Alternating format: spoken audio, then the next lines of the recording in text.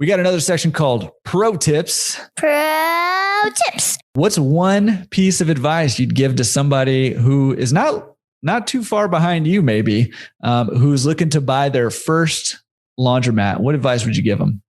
To buy their first, I would say due diligence and vet people out.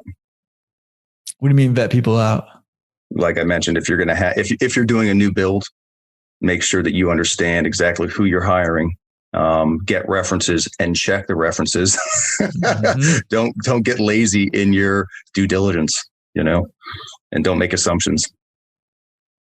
Yeah. I think the checking references is kind of a funny thing because I feel like a lot of jobs that I applied for kind of along the way, I'd give references and I'm like, do people just want to know that I have references? Cause I'd ask people like, did they ever call you? And they're like, no, nobody ever called me. I'm like, all right. Well, probably better for me, but for them, I don't know.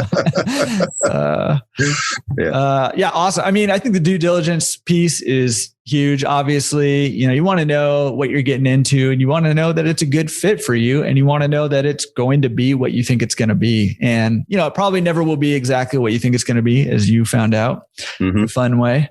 But, having a good understanding. And I think your research probably allowed you to pivot and to endure, when things didn't go the right way.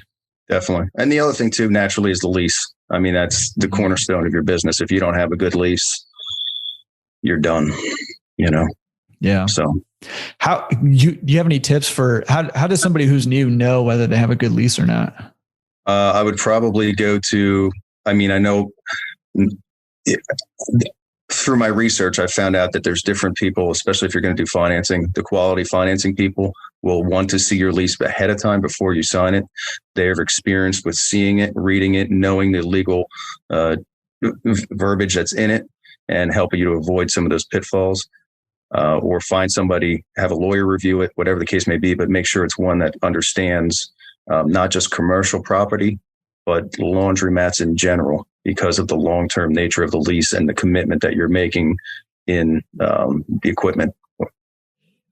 Yeah, I think that's good advice. And I think it's tough to find a lawyer who's got that experience. Yep. So actually, if anybody knows of a lawyer that you've used maybe who understands not just commercial leases, but also the laundromat business, hey, maybe shoot me an email introduction, jordan@laundromatresource.com. And, it'd be good kind of resource for people to have. And so when that question comes up, I'll have somebody to send them to. So let me know.